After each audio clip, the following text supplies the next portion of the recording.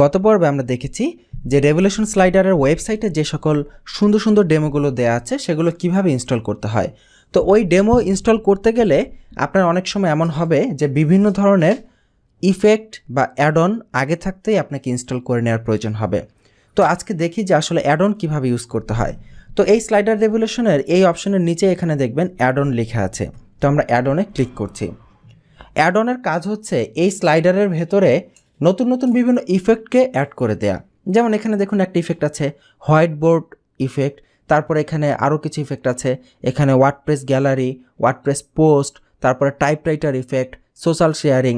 তার মানে বিভিন্ন ইফেক্ট এবং বিভিন্ন ফাংশনালিটি অ্যাড করার জন্য এই অ্যাড অন ব্যবহার করা হয়। তো এখানে আপনি কি সব অ্যাড অন যত অ্যাড অন আছে সবকে একবার ইনস্টল করবেন? না, এগুলো এইভাবে ইনস্টল করতে হবে না। আপনি যে ডেমো ইনস্টল করবেন ওই ডেমোর জন্য কোন অ্যাড অনটা লাগবে ওই ডেমোতেই বলে দিবে, তখন সেই অ্যাড অনটা ইনস্টল করে তারপর ওই ডেমোটা ইনস্টল করতে হবে। তো আমরা একটু দেখি, আমরা স্লাইডার রেভলিউশনে আবার ব্যাক করছি। এখান থেকে অটোমেটিক আবার ডেমো ইম্পোর্টে যাই, অ্যাড স্লাইডার ফ্রম টেমপ্লেট।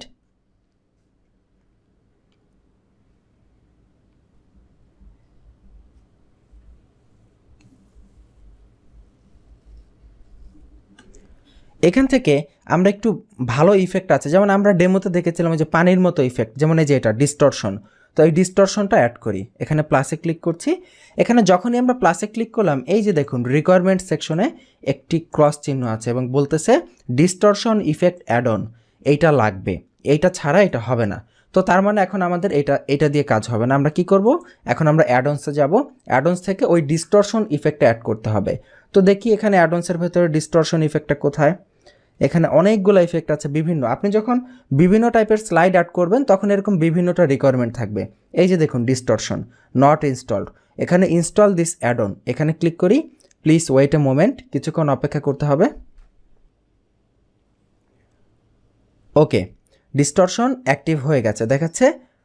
আচ্ছা, এখানে দেখাচ্ছে নট অ্যাক্টিভেট প্লাগইনটাকে অ্যাক্টিভেট করে নিতে বলতেছে। ওকে, আমরা অ্যাক্টিভেট প্লাগইন করছি, আমাদের এটা original plugin, so no problem. আচ্ছা, এই যে দেখেন আমরা অ্যাক্টিভেট প্লাগইনে ক্লিক করেছি, যেহেতু লাইসেন্স দেওয়া ছিল আমাদের কাছে লাইসেন্স চাইনি, ও নিজেই অ্যাক্টিভ হয়ে গেছে। ওকে ফাইন, এটা হয়ে গেল। তাহলে এবার আমরা কি করব, আবার পুনরায় স্লাইডার রেভলিউশনে ব্যাক করব। ওখান থেকে আমরা নিউ টেমপ্লেট অর্থাৎ অটোমেটিক ইম্পোর্টের যে টেমপ্লেটগুলো আছে সেখানে যাব, সেখানে দেখি ডিস্টরশনটা কোথায়। এই যে ডিস্টরশন, প্লাসে ক্লিক করব। এবার দেখুন ওকে, সব রিকোয়ারমেন্টস ফুলফিলড হয়েছে। নাও ইনস্টল স্লাইডার, এখানে ক্লিক করছি, অনলাইনে ক্লিক করছি, কিছুক্ষণ অপেক্ষা করতে হবে, এই স্লাইডারটি অ্যাড হয়ে যাবে। সাকসেসফুলি এটি অ্যাড হয়ে গেল। তো এবার আমরা এটাকে অ্যাড করে ফেলি আমাদের পেজে।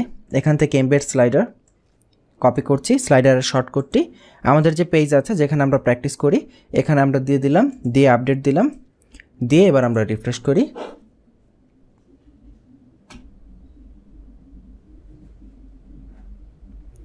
নিচে যাচ্ছি, এই যে আমাদের সেই ডিস্টরশন স্লাইডার।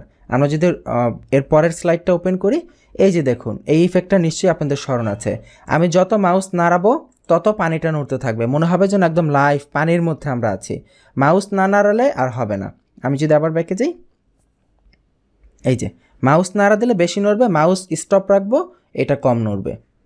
তো এবার কথা হচ্ছে এইরকম একটা স্লাইডার, এরকম ইফেক্ট আছে, এই স্লাইডার কিভাবে এডিট করব। একদম হুবহু একই নিয়ম, এর উপরে ক্লিক করুন, এডিটিং অপশন বের হবে। এই যে স্লাইডগুলো আছে অনেকগুলো স্লাইড এখানে আমরা দেখতে পাচ্ছি, নো প্রবলেম। আপনি ধরেন এই যে এই স্লাইডারটা এডিট করতে চান, এই স্লাইডটা এর উপরে ক্লিক করেন, যেটা আপনি এডিট করতে চান সেটার উপরে ক্লিক করবেন। দেখেন এটারও কিন্তু ব্যাকগ্রাউন্ড ইমেজ আছে, এটারও কিন্তু টেক্সট আছে, শুধুমাত্র পার্থক্য হচ্ছে এইটা এখানে অতিরিক্ত একটা ইফেক্ট অ্যাড হয়েছে, ডিস্টরশন ইফেক্ট। বাকি সব কিছু কিন্তু একই রকম। আপনি যদি টেক্সটকে চেঞ্জ করতে চান এর উপর ডাবল ক্লিক করেন, এই যে টেক্সট এডিটের অপশন চলে এসেছে, এখানে আমরা লিখে দিই টেক্সট এডিট করে দেওয়া হলো। এই যে টেক্সট এডিটেড, এটার সাইজ বাড়াতে চাচ্ছেন, ওকে বাড়ান, এখানে 40 পিক্সেল আছে, আপনি 100 পিক্সেল দেন, এটা দিয়ে দেন 150 পিক্সেল, এই যে টেক্সটের সাইজ বেড়ে গেল। এভাবে আপনি এগুলোকে আপনার ইচ্ছা মতো এডিট করতে পারেন, এগুলোর কালার চেঞ্জ করতে পারেন। মনে করেন এটা ব্ল্যাক কালার দিবেন, আচ্ছা ওকে ব্ল্যাক দেই, আমরা ব্ল্যাক দিয়ে ওকে দেই, এই যে টেক্সট ব্ল্যাক কালার হয়ে গেছে। এবার আপনি এটাকে সেভ করুন, সেভ করে আপনার যে স্লাইডার আছে সেটা আপনি রিলোড দেন।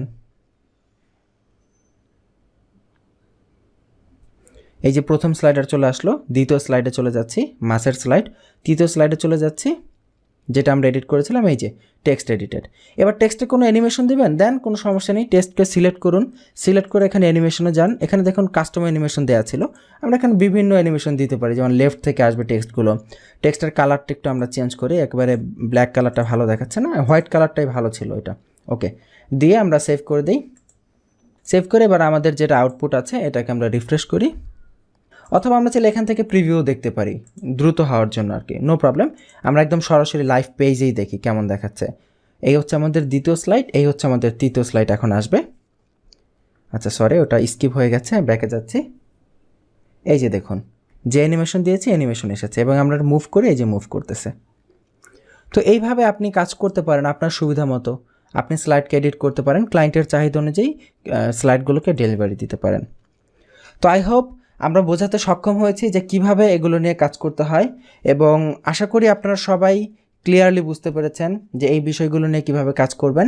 এবং বর্তমানে এই পুরো মডিউলটি দেখার পরে স্লাইডার রেভলিউশন নিয়ে সমস্যা থাকার কথা না, এবং বিশেষ করে কোনো থিমে যখন এই স্লাইডার আপনি পাবেন, সেই স্লাইডার আপনি চোখ বন্ধ করে এডিট করতে পারবেন বলে আমরা আশাবাদী।